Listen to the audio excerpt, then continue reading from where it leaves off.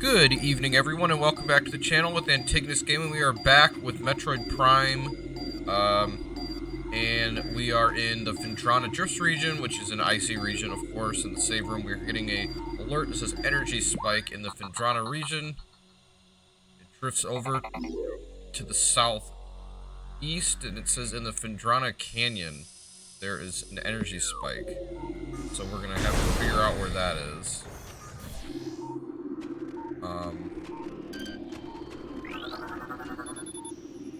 Platform that's floating above some of the water. So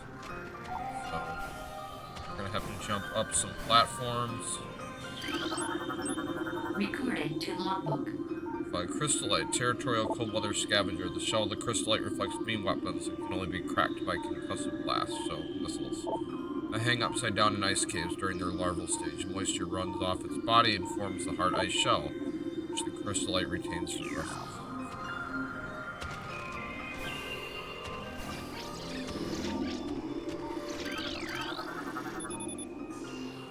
There's a brittle grate blocking a thing underneath, like a platform that has a door on it. So sometimes when Samus shoots a missile too close, you can see her reflection of her face in the visor. You scan like a little computer screen like thing that unlocks a door right on top of the platform above where we were just at.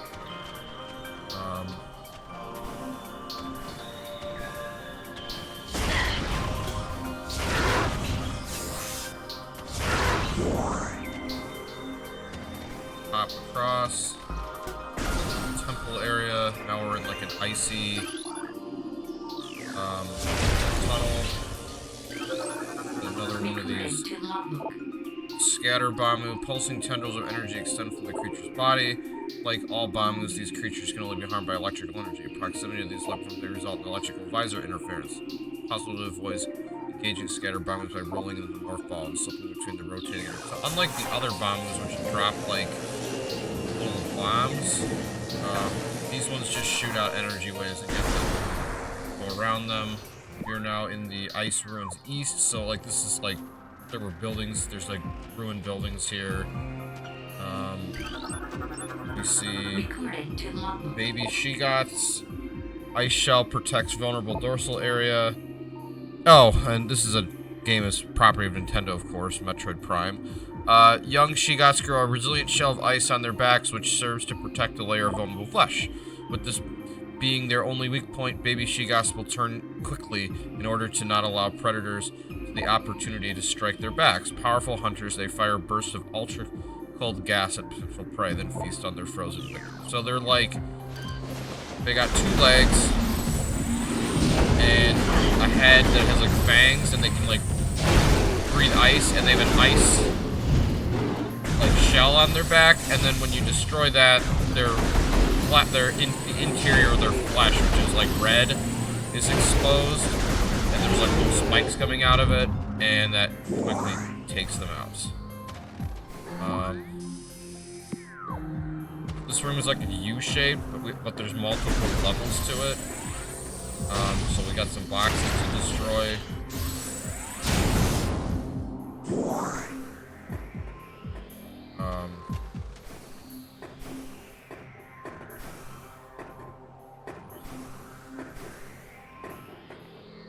Hop across like a broken bridge.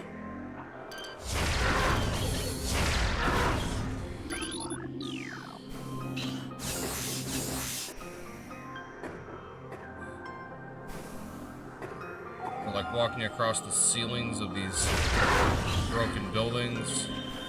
Then we hop across the platform. Now we're in like a icy cave.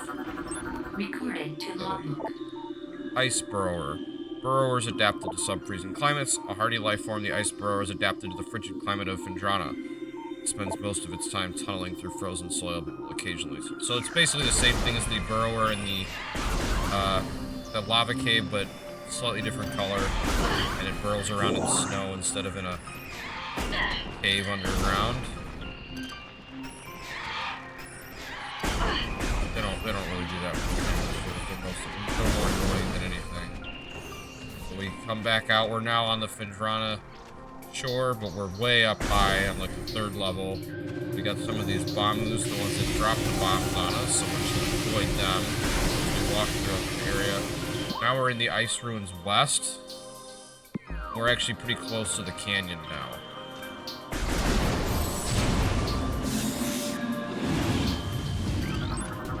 Recording to logbook. This rock structure appears to have a weak spot. Some stalactites can be dislodged from ceilings, allowing them to be used as platforms to cross otherwise unused areas. There is...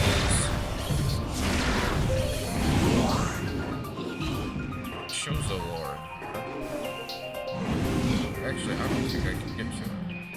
Alright, we've got 2 baby... Oh yeah, I have to get... There's another upgrade I have to get before I can back here.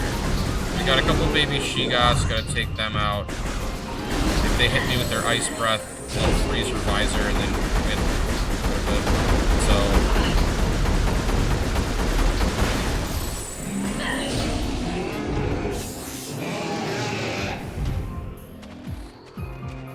So I'm pretty glad that I didn't try to pre-order the Switch 2, because I heard the websites were not working so well. I know some people were able to get them, but into the central time zone, I would have had to have been online really, really late.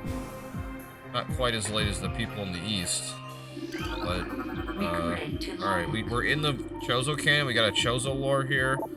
Chozo scripts translated. So many creatures suffer beneath the blight of the land. We Chozo are no exception, but for all our pain, we can at least believe in the promise of the future. We have come to believe that a time may never come when we can once again open the door and banish darkness we've contained. Even so, our vigilance must forever remain. We believe that on some far-off day, a savior will come and continue what we have begun. For that savior, we will leave our ancient weapons and armor. The soul who can gather them will be the entrusted one, only being who can reverse the evil that grows here. That would be us, Samus Aran's. However, unfortunately, it's late. So we're in it. So it's a small canyon.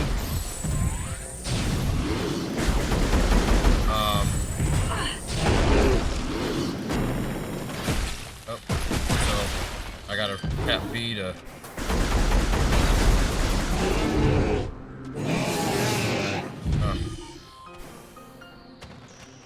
Oh, there's a bunch of platforms, but they're unevenly distributed. But I can scan like a little device that realigns the platforms. So my understanding is that people that pre-ordered in person didn't have too much trouble, though you did have to wait in line for a decent amount of time, like an hour or more. But a lot of people that tried to get them online really struggled. Boost Ball acquired. Now she's in her Morph Ball automatically because I got a Morph Ball upgrade. When in Morph Ball mode, press the L or B button to charge the ball, then release it to get a speed boost. Additional data. So the canyon obviously is like a half pipe shaped. So the boost ball allows us to use to go up the walls of half pipe shaped things. So her boost ball goes blue, and then when I release it, like jets up into the air, up the wall, and in this case it went up in the air. So now I'm able to get up on the other side of the canyon that I came across towards the upgrade on, and that takes us right back to the it takes us right back to the entrance.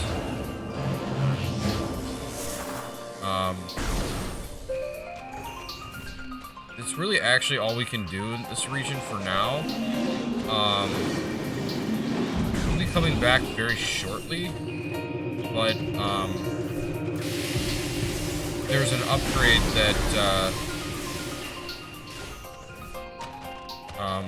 so she walks out and then she sees a huge silhouette that looks like a pterodactyl dinosaur, and she looks up and she sees Meta Ridley flying overhead. So clearly space pirates are up to something. So we're gonna exit Phendrana. We're gonna head back to Bagmore, then actually to the Talon Overworld.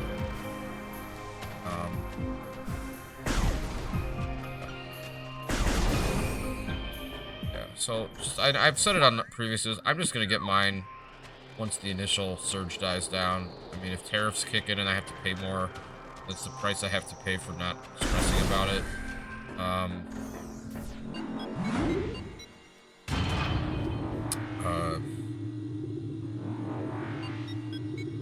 I know Mario Kart games could be really good for people that can't see very well, because they can be modded and things like that. Gameplay is pretty straightforward. Flex is some of the stuff that I've played on this channel.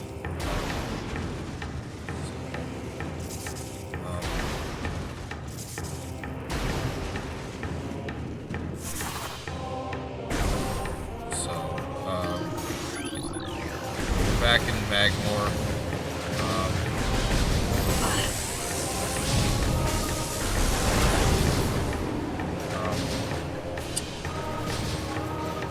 And I enjoy kart racing games, so I mean, I'd play Mario Kart if I got it.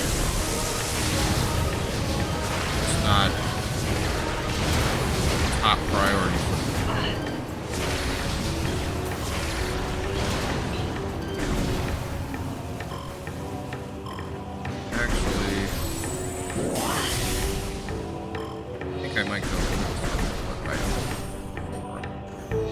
So we're walking through this pathway. There's all these cracked glass, but it says stress fractures and benzium frame. Well, the type of material it's made out of determines which one of Samus's upgrades can destroy it. Benzium is destroyed by the power bombs. We don't have power bombs yet.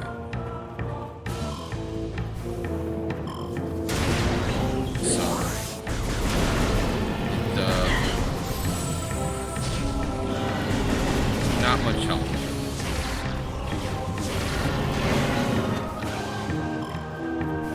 We're going across like a lava lake area, and there's platforms to hop from, but then halfway across there's nothing to hop across because there's grapple beam targets. So we have to use like a morph ball tunnel. So we got the largest missile resupply, which gives us 10, and we're actually going to go for a missile expansion. We go through a small little morph ball thing, and now we're using morph balls to hop up onto like a small platform, like platform path that's elevated over the lava. We have to follow on our morph ball. It's very easy to fall off of these things. So I've done this game enough times that I'm pretty good at it at this point. So missile capacity upgraded by 5. So now we're up to 55 missiles, and that's just gonna keep going up. There's a lot of missile upgrades that I haven't even touched yet that are pretty easy to get.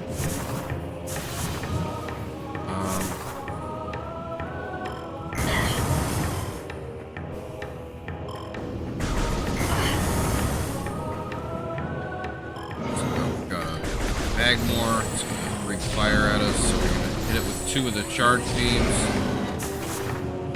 Then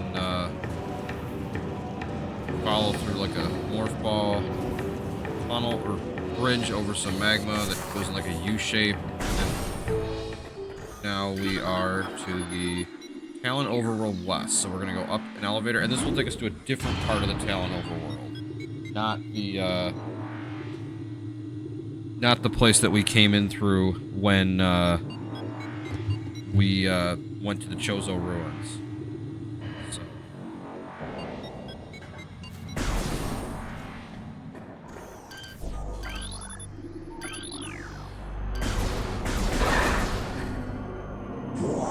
So we come down, we're in a tunnel, there's like a bridge we can go over, and there's like a misty area underneath, but there's actually nothing to hurt us, it's just some dust, and there's a missile expansion hiding under the bridge.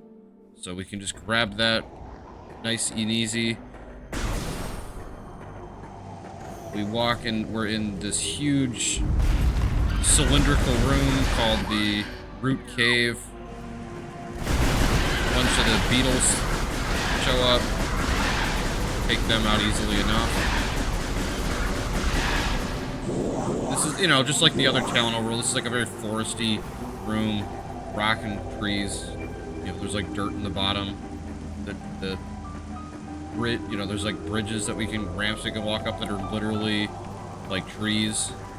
Or so it's not like kind of metallic bridge or a stone bridge. Got a missile door we have to destroy. This will actually take us back to the Talon Canyon, which is close to where the Recorded to logbook. so we've got a blood flower, able to eject toxic spores. Toxins are poisonous, even to the blood flower itself. The 3 mouth nodules protrude from the stalk beneath the flower, each with rudimentary blade cluster and the ability to spew toxic fumes at anything within a 5-meter radius. The spores ejected from the stigma at the center of the flower are sufficient to kill this creature if they explode. So the thing is, though, there's actually some sap sacks above this thing, and if we blow up the sap sacks, they will light the flower on fire and take it out. The most effective weapon against that, those is another beam weapon that we won't get for quite a while.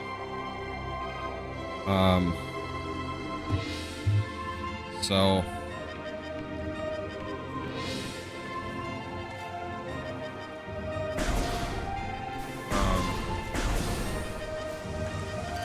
we come out on the Talon Canyon, but we're like up above. We're gonna scan this enemy here. This is a Geemer. It's a wall-crawling mollusk with retractable spikes. The Geemer is an evolutionary offshoot of the Zoomer family. When threatened, it extends lethal spikes and retracts its head deep into its armored carapace. So it's got more armor. Its carapace is red. The spikes are much larger, and they're like gold. But we don't need to actually kill it. We can just jump down. Because there's a half pipe near the entrance to the area that takes us to the Chozo Ruins. And that we can use our boost ball. Boost up the wall, though it's a lot. It takes more boost, because each time you boost, if you time it properly, you go further each time, because she's gaining more momentum.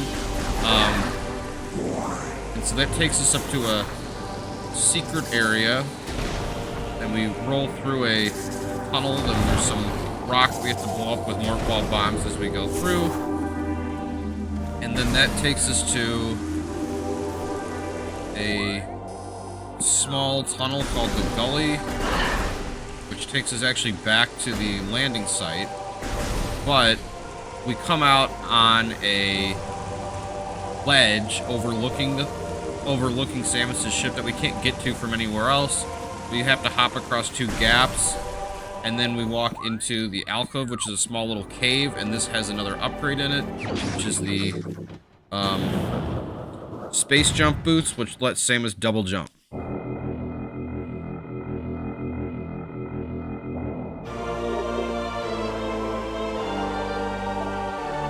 So we can now double jump by hitting B while we're in the air, and that significantly allows us to access more areas. We're gonna save here while we have the opportunity.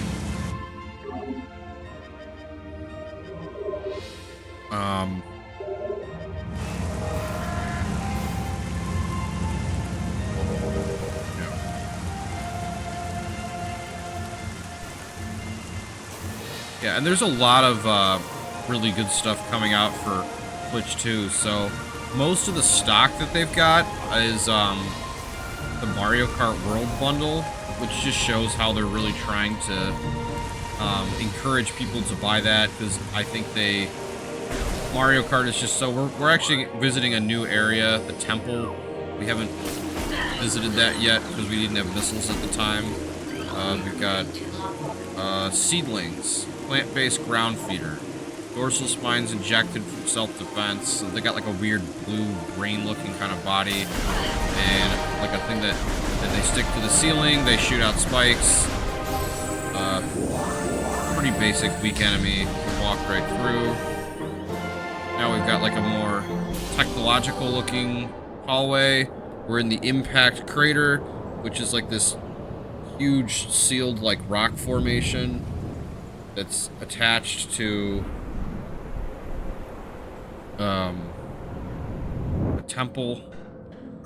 So we've got pirate data here. Base pirate.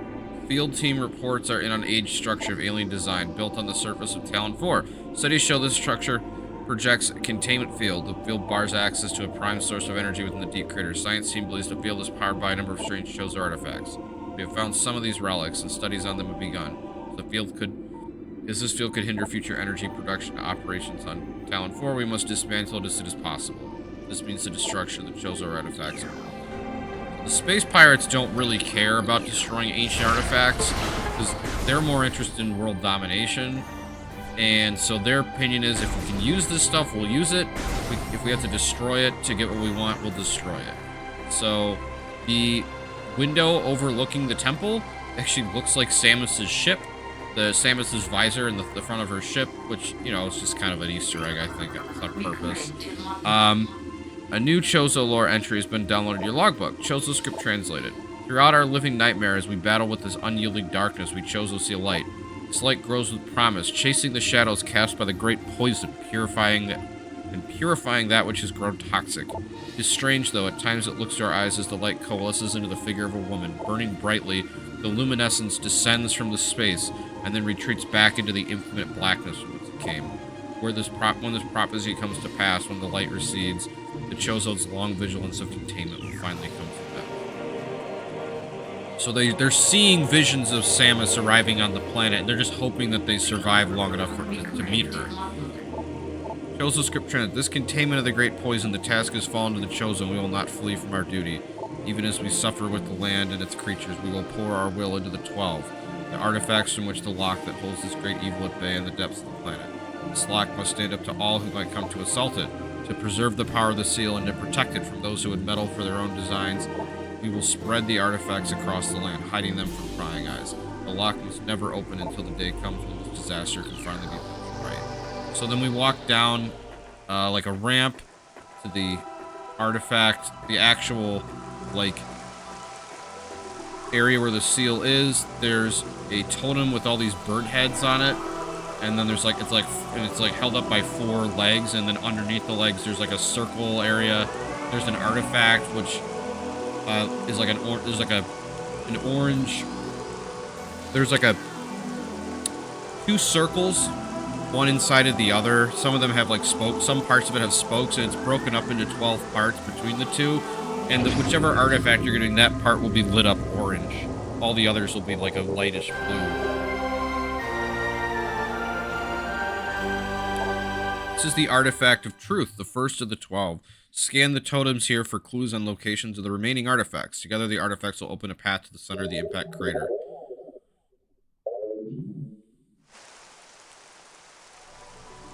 So, there's 12 totems, and then they've all got scannable bird heads, and then as you activate them with the artifacts, pieces of the seal will start to light up. So, the Artifact of Truth has been returned. But then if you scan them, they'll give you, like, hints, right? Translating Chozo runes on the surface. Invaders have claimed phendrana as their own. A tower sits atop their fortress. Collapse it to reveal the chamber where the Artifact of Elder is held. A tall cave stands at phendrana's edge. Seek the unseen entrance at its top to find the Artifact of Spirits.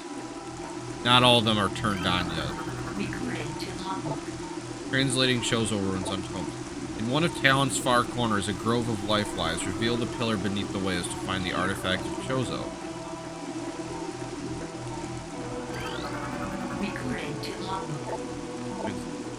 The heat of Magmor was a test for many warriors. A shrine in their honor holds the Artifact of Strength. The sun chamber high atop our ruined home became the nest of a great beast. It's in a source of corruption. Many Chozo spirits have been drawn to this tainted place. Release their bond with the world to claim the Artifact of Wild.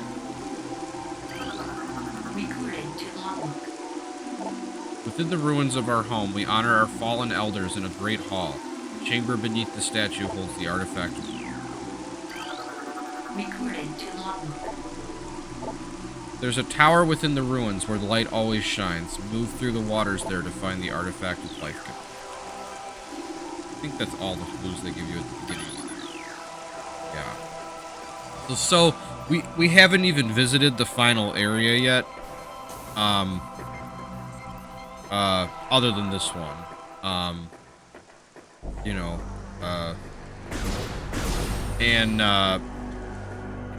So we don't have any of the clues for those artifacts. And then I think that they initially that they want you to do is to like go back, but it's just like it's the kind of thing where like, well, first off, back in the era when these games came out, people just bought guidebooks. It's a different time. The internet wasn't as developed. I mean, there are guides, but there are online guides, but they weren't of the same quality as online guides today. Whereas online guides tended to just be like all text, and nowadays most guide websites and guide videos are like of the same quality as the professional guidebooks that people used to write, 20 years ago. Pictures and databases and all that other stuff. I mean, I remember getting the Fire Emblem Radiant Dawn strategy guide, and that guide being like hundreds of pages. The game is like 50 chapters long, and there's all manner of introductory stuff, and then there's like information pages on every character, and it's a lot.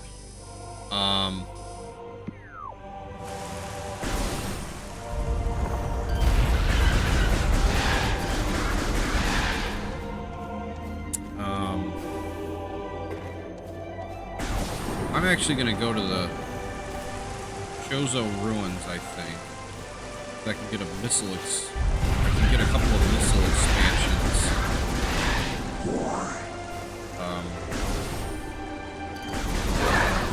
There. On my way back to Phendrana.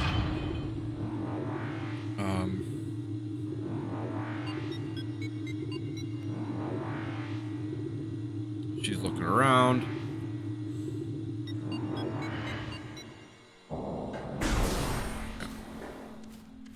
Yeah, and it really feels like we're kind of getting to the point in the like Switch 2 release lead up where like pre-orders have gone live. They've still got Switch 2 experience events in a couple of countries in Asia and Europe, and I think in Canada as well. But like they've got about half of those events done. They've got the direct, the general Switch 2 direct, and then also the Mario Kart direct like are done. I think it would be nice if they were doing more with the Nintendo Today app, which Miyamoto came out and announced, but I think it feels like they launched it like too early. Like they didn't really know what to do with it. And this is kind of the problem when a lot of companies release their own news apps. Is like unless you've got a dedicated team that really has a clear idea of what they're doing with it, a lot of it's just like filler. It's just like, oh hey, here's a one question trivia quiz, or here's some art that we've got on our website, on our various websites for different franchises, and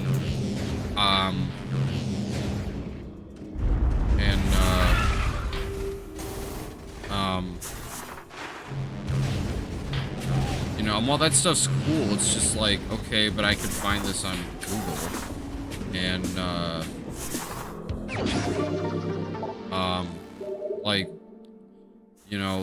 when I got the, there's a Fire Emblem website that's mostly in Japanese, but it's been translated by now, and Nintendo translated a bunch of the articles on it. They were basically just, they're called Fire Emblem history articles, but they're basically just like summaries of what each game is about with like, a couple of pieces of cover art on the top. And when I downloaded it, I got them all in chronological order with a couple of gaps. So it felt like, oh, maybe they're counting down to like a new game, because the Fire Emblem 35th anniversary was last weekend, and they did ultimately celebrate it on the Faye app, and they did announce that Sacred Stones would be coming to the Nintendo Switch Online digital library, which, was a good thing. That's a good game. So, it wasn't like they completely ignored it, but, I mean, they ultimately didn't, put out a teaser for a new game that might be coming out, like, the holiday season or something like that. Because I don't think, even though Fire Emblem is significantly smaller than Mario, I just think they don't want any other first-party stuff to be sharing the spotlight with the Mario universe. And since DK is, originally from... Mario and DK are, both franchises that stem from the same point of origin with the arcade game Donkey Kong. I think they're okay having DK Bonanza be the other game because they're complementary franchises, whereas basically all of Yoshi, Donkey Kong, and Mario all kind of exist in the same universe, and Luigi's Mansion, of course, all kind of exist in the same universe. And like, I guess Wario is also a Mario character, but I feel like WarioWare is a little bit, is a little bit separate. But basically, so now we're going through like a morph ball tunnel because we went through the area where we got the missile launcher. We went into the temple and we grabbed a missile expansion. Sorry, I was talking about Nintendo.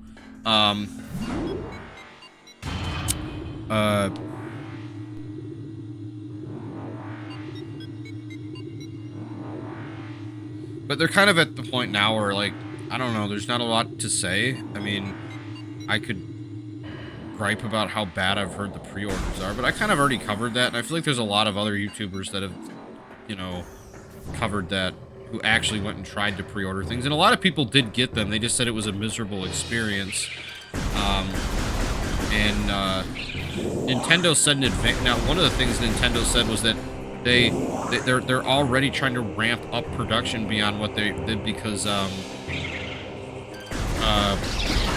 not going to have enough stock to meet demand. That's another reason why, like, sometimes it's not always the best idea to go out and buy a new system day one, is because you might not be able to get it unless you really, really, really want the opening game.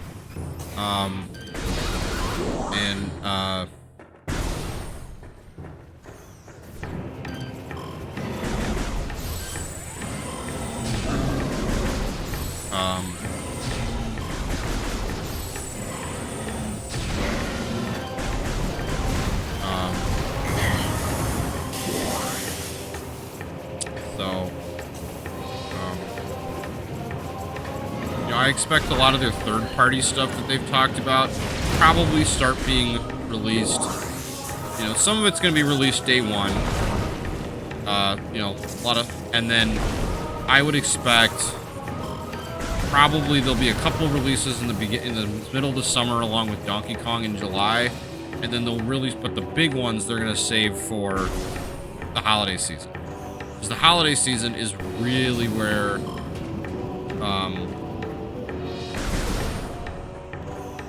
I mean, that's where most people will get the new system. I mean, there's always that initial wave of people that are really into it, the super fans or whatever that, want it day one because they want to say they have it, or, they really, really do want that launch game. But the holiday stuff is really the big one. And I'm really excited for the, whatever they do in June, because I really think that that's going to say a lot about what this system is going to be. I think that,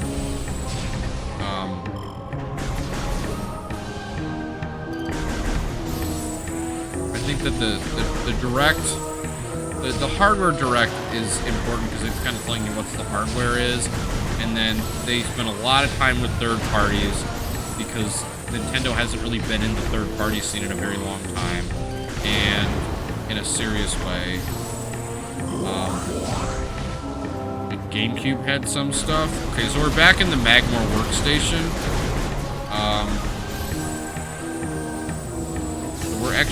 We're gonna be able to use our double jump now. So we're double jumping, so you know we're able to trip less often over some of this stuff.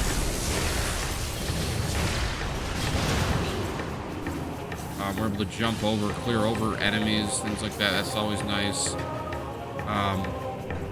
And then we're heading back across the bridge towards the area that was to phendrana. And then there's like this platform hanging down. It was too high up for us to get to before, but not now. And now we're onto the top of this workstation. There is a standard spinner device. This generator belts, the belts of the spinner can be activated by rapid rotation force. Use the boost ability of the morph ball when inside the spinner to activate the device. So we spin, and it raises up a bridge. It only goes halfway across the way, but we can use double jump over to a pathway along the ledge that's high up in the air that we couldn't get to before, and that we walk all the way around. And there's a small room with a Chozo guy sitting on a throne, and in his hand we have the artifact of strength. So we grab that. It's an interior piece just like the first one, the inner circle. So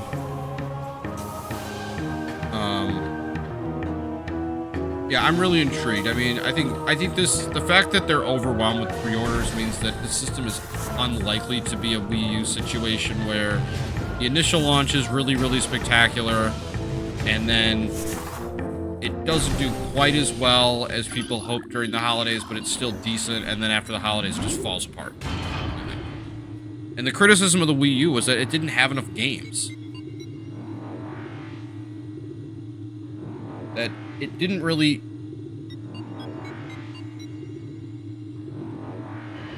It didn't have enough games because it wasn't strong enough to play third-party games. And Nintendo, the way they developed their first-party games for Wii U, they just didn't have enough stuff in the first year. So it just didn't have enough of a library. And, you know, I think this is something... This is why, like, console exclusivity is a problem, right? Is that, you know, your hardcore customers are going to buy your stuff no matter what. And this goes for Nintendo, this goes for PlayStation, PC, you know, whatever. You know, think about any fandom. All right, so now we're back in phendrana, and we're in the phendrana shores, and we're going to go back to the ice ruins. And this time, the ice ruins west. But because we had the space jump boots, we were able to skip some of all those other rooms we went through. We will end up visiting those rooms again to collect stuff, but,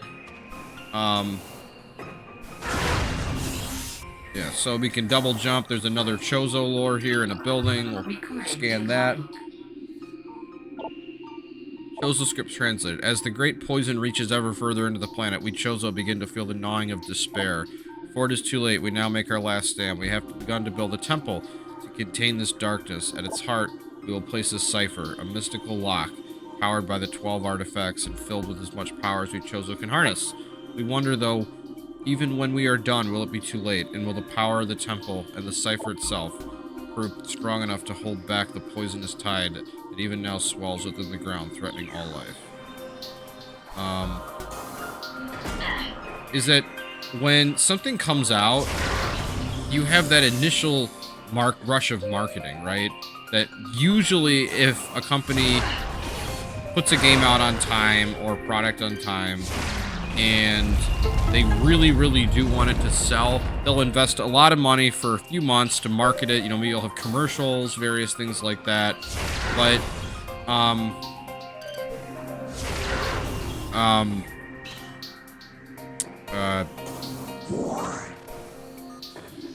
and Recording to login. What that does is it brings it to the attention of people that aren't like regularly looking at like Nintendo news or, you know, whatever updates from, you know, their favorite YouTubers about these various franchises. So these are ice shriek bats. This is actually a rare thing because these things will disappear at a certain point and then we won't be able to scan them anymore. They look like streak bats, but these creatures are easily spotted with thermal imaging. They roost on caves and ice, subsisting on insects, reptiles, and mammals. Fiercely territorial, they will dive bomb. So they're basically just ice shriek bats. So I just killed all of them though because I'm fine with that. So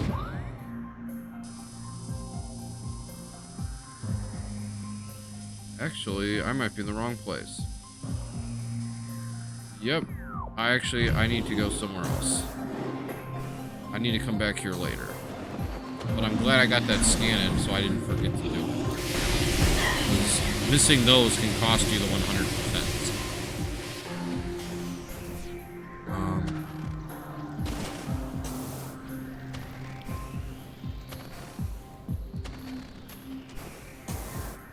Actually,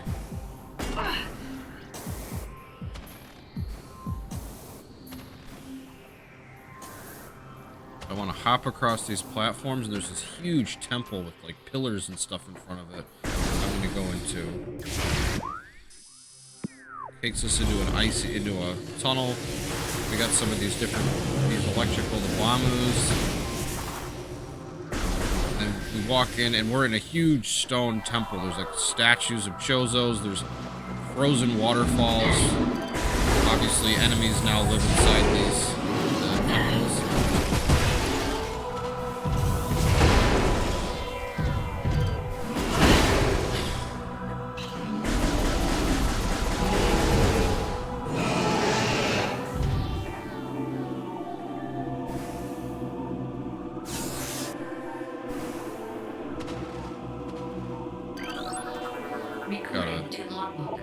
Ice parasite, scavengers with crystalline outer shell. Parasites are hardy creatures, adapt to any environment within 3 generations. The ice parasite is a prime example. Having adjusted to frigid climate, this version now thrives in it. Omnivorous, it can exist in areas hostile to most life forms.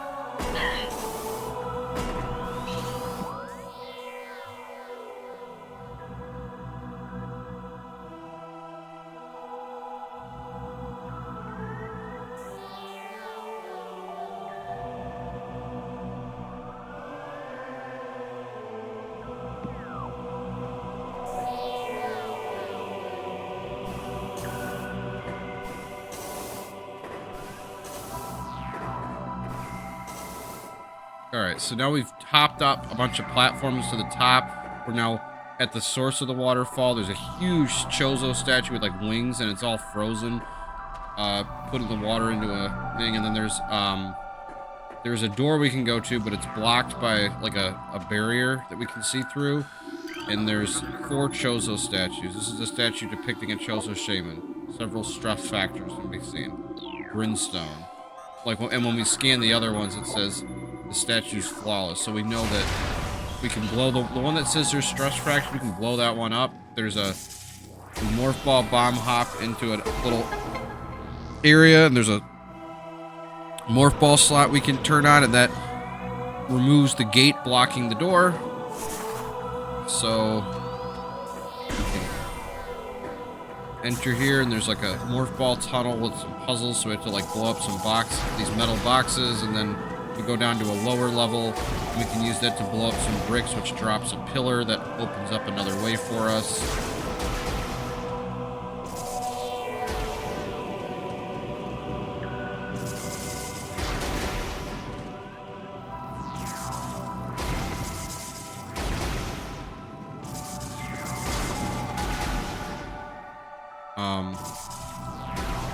But yeah, so like when you got your, go back to the discussion like console exclusivity, for like your hardcore people, they're gonna buy it no matter what. But, you know, for your like casual fans, like, oh yeah, I played 1 or 2 games in those series and I would pick that up. You gotta get them when they're like thinking about it. So we walked through, the blue door is now purple. We're into the Chapel of the Elders, and it's a square room. There's like 4, and we see a weapon in the back. It says wave beam, and there's like the 4 corners are like walled off here. And then we go towards the wave beam. It sinks below the floor, and all of a sudden 2 of the 4 corners go down, and we've got baby she-goths that are coming after us.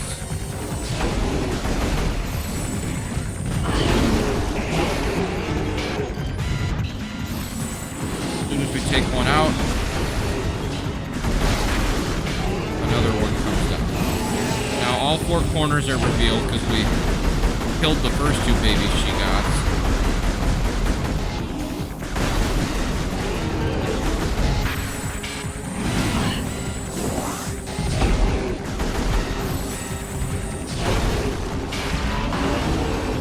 Now everything's shaking, and the area behind rolls up, and we got an adult she-goth. This thing's much bigger, still 2 legs. It's got about 6 eyes, 3, they're all blue, 3 on each side. Huge sharp teeth with like razor fangs. And then unlike having the baby she-goths, which have an ice shell, these things just have ice spikes growing out of the back. This thing does. She-goth, supreme predator of phendrana drifts. She-goths are invulnerable to most beam weapons. Crystals on their back absorb energy, which they can fire at prey. She-goths have poor stamina. They hyperventilate after using their breath attack, making their mouth area vulnerable. The soft underbelly of a she-goth is susceptible to concussive blasts. In battle, they expel frigid gas to ensnare their targets. They are also fond of ramming and trampling. So they're weak to missiles.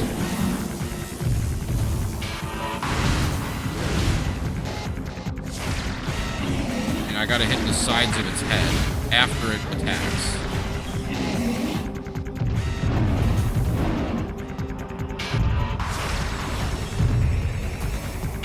After it attacks me, I can attack, you know, and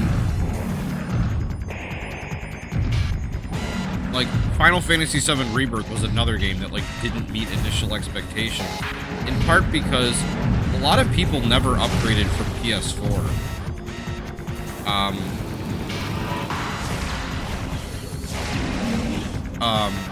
So when they put it on PS5 exclusive, there just wasn't a huge install base, and PS5's install base is partly overinflated because of how badly that game was hit by scalping. Hold on a moment. Plug in my laptop here.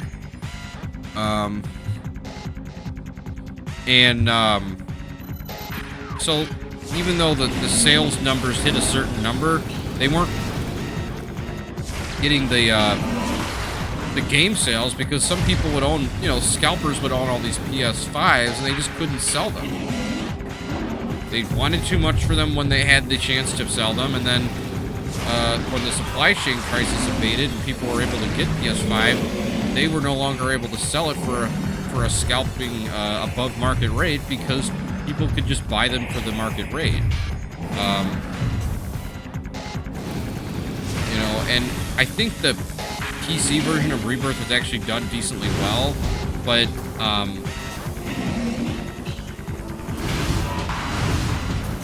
you know, doing staggered releases like that, it's just more effective to put it on every platform you can, and then market it once. Because number one, you're getting more reach because you're reaching different audiences for the same amount of money that you could do to reach one audience. And you know, certain companies can get away with having their very exclusive stuff. Like Nintendo has a really, really large and loyal following. They can get away with not putting Mario, Fire Emblem, Zelda,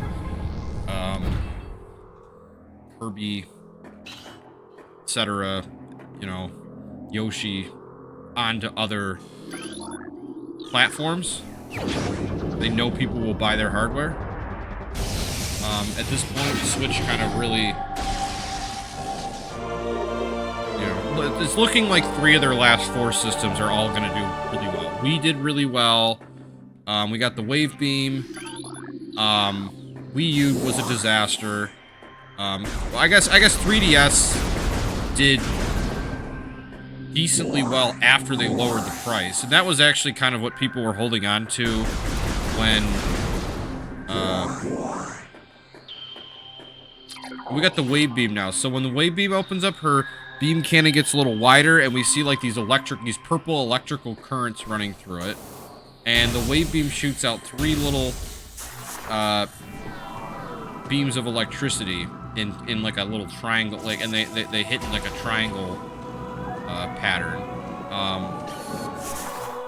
But you know, you have to get those casuals, and the Wave Beam can destroy the Bamus, and when I charge it up into a charge beam, which is like a big purple orb, it sucks the Bamus towards her. But you gotta get those casual people. Like, if you have really ambitious sales numbers, if your goal is like, okay, I'm releasing a game that I want to sell, you know, 3 to 5 million copies to a niche audience, like, you know, Fire Emblem's a perfect example of this. It's my favorite Nintendo franchise. Then, you know, you don't need to do that, but I mean, if your goal is like, oh, I want to sell 10 million copies of this game, then putting it out on as many platforms as you can during that initial marketing period and aggressively marketing it is how you're going to get there. Because, I mean, games are expensive. It's a luxury hobby. And,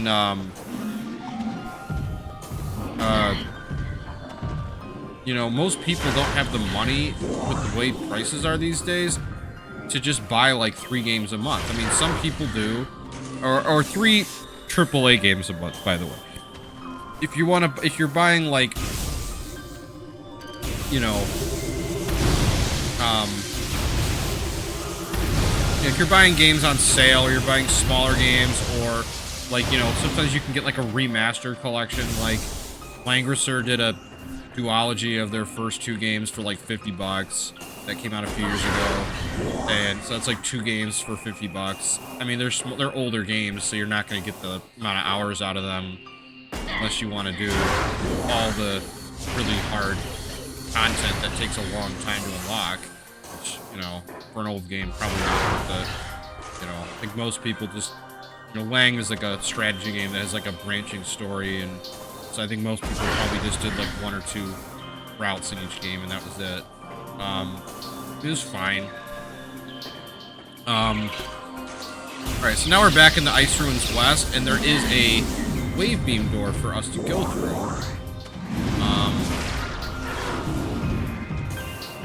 So we're gonna do that. That takes us to the courtyard entryway.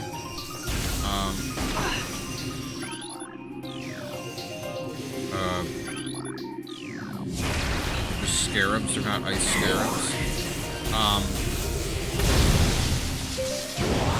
You know, you can get smaller games for a bundle, like, you know, you can get remasters and other stuff like that for, you know, like $50, and then, you know, if you can get a game on sale, you can get 3 games for $80 in a month. But most people can't afford 3 $80 games, and so if they forget about, you know, a game that isn't like on their bucket list, everybody has their own favorites, they're just not gonna get it. Like, that's just the reality.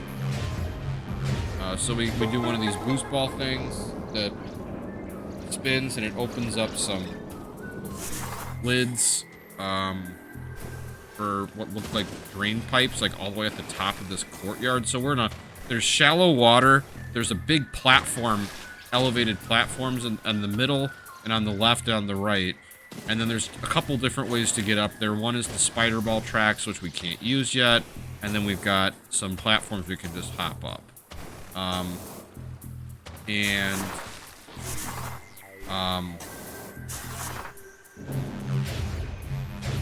So we open up all of these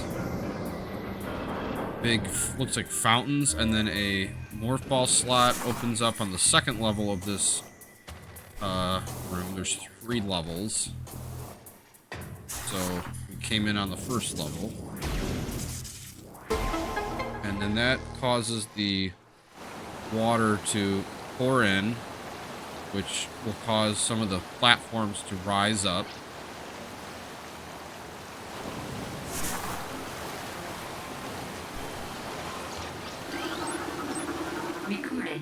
Alright.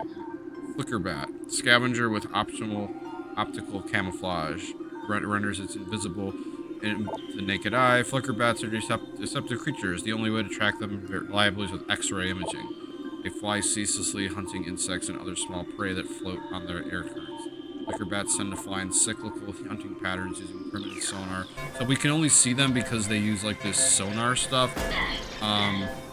So we're actually not going to go all the way up to the top yet because there is an energy tank in here. So if we go across and roll down this tube, it takes us to a hidden room with an energy tank. Then wind up back on the first level. It's okay because we can just hop back up. It's not, we can reactivate the water again.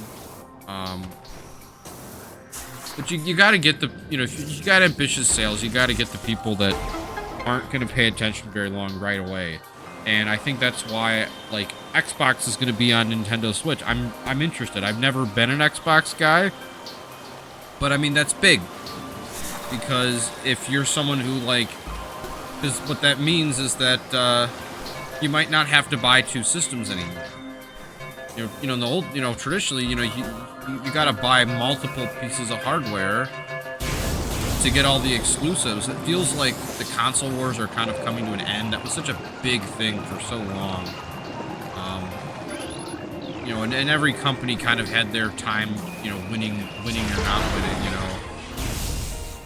It kind of felt like Nintendo kind of got out of the console wars with Wii U coming out at a different time than you know,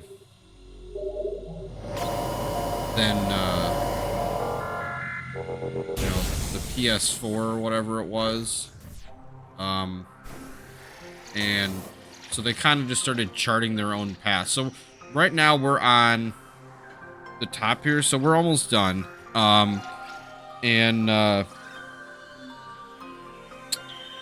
Yeah. So I'm intrigued with what they're gonna do with this third-party stuff. I think it's really good for Nintendo. I think they're realizing they need to attract a different audience than than their traditional audience, just because you know, with the price increase that they've gone up with, I think they know that they need to have more than that, because they probably figured they were going to anger some people who weren't going to buy it.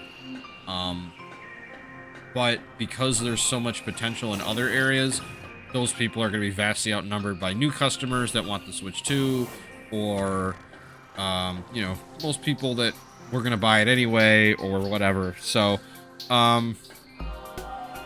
you know, really, I think it's a really exciting, it's an exciting time to be a gaming fan.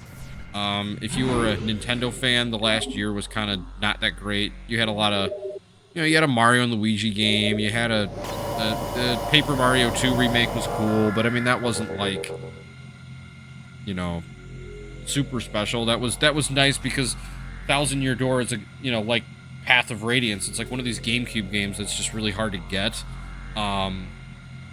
without using, you know, it's really hard to get, you know, through Nintendo, if you don't just happen to still have it from way back in the day. So it's nice to see that, but you know, I think most people were clamoring for a new Mario Kart. We got that. It'd been a while since we had a truly new, great Donkey Kong game, and it looks like DK Bonanza looks really cool. I wish Nintendo did more sales, because that feels like a game to me that I would pick up with like $10 off or $20 off or whatever. You know, maybe they'll have some kind of deals where that game gets thrown in, you know, later on down the line.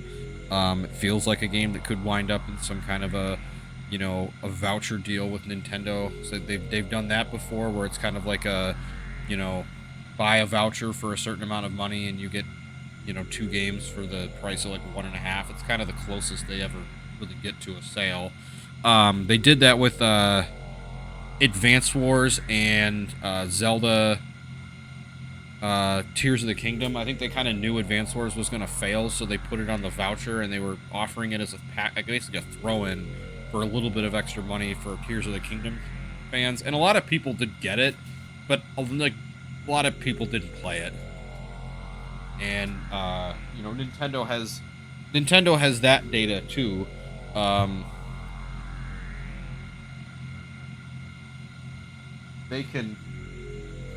They can see how many hours people are like logging on games and things like that, and they can tell like, oh, you know, this game is just not getting the traction. And outside of the hardcore strategy game fans, like people like me who did buy it, or the people who, you know, got the voucher, didn't really see anything else they wanted after getting Zelda, and they just took Advance Wars because like, oh, hey, I you know, I've heard of this brand before. It was big, you know, 20 years ago in the Nintendo community. You know, and ultimately one of the issues with Advance Wars, it was outsourced to a third party. They never did any maintenance on it, so a lot of the bugs in the early, they didn't fix any of the bugs from the initial release, which like caused the game to crash periodically. And it's a classic case of a game where an art style really angered a lot of people. So that'll be it for this video. You know, more Nintendo talk with Metroid. So in the next video, we'll be invading the Space Pirate Labs. That'll be really cool. We'll get to finally see Metroids, and we'll keep talking Nintendo. Hopefully there's, you know, some new stuff coming out that isn't just Mario Kart and DK. But like I've said, I've kind of hammered this a lot, but I just don't see them announcing that much else until probably like 2 weeks or 3 weeks into June. They'll probably do a Nintendo Direct that is, you know, features Donkey Kong as the centerpiece. Donkey Kong and Metroid is kind of the 2 bookends. Where, you know, expect to get a Metroid Prime 4 release date, probably get a much more in-depth Donkey Kong story trailer talking about, you know, what the plot of the game is. And then, you know, I'd say the middle portion would probably be like, probably a big third-party trailer is the other, because usually there's like 3 big trailers. There's like the opening trailer, then there's one in the middle, and then there's one at the end. And then usually there's like a Miyamoto announcement or some other, you know, person from the company announcing some like non-game related news at the end. And then there'll be like teasers for other like smaller things, or, you know, if it's a big IP, it might just be like a really, really short thing.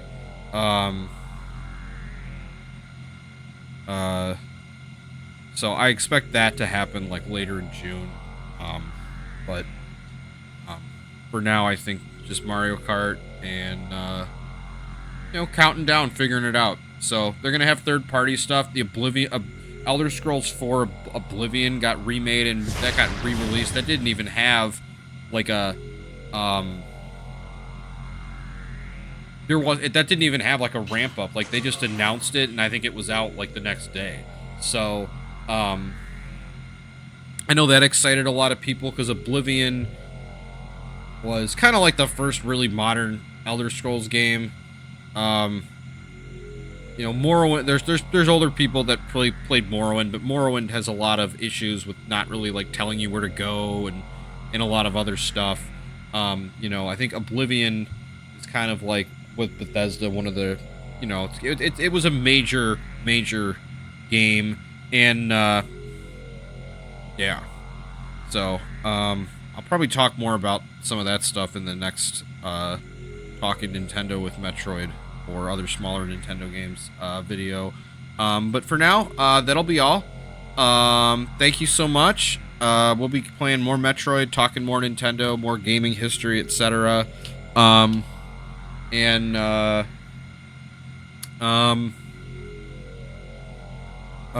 then we'll be back with more Metaphor soon, I promise. I'm sorry, I've had so much going on over the last few months, and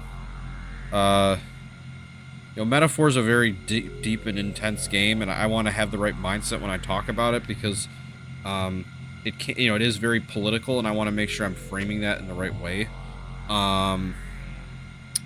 and saying everything that I want to say about that and being in the right mindset. So, hoping to have that soon, and I'll do my best to finish up the game as quickly as I can. So, in the meantime, we'll also in between those recordings to keep me fresh, and it's hard to stay focused on the same thing, especially when you're working a job and doing a lot of other stuff too.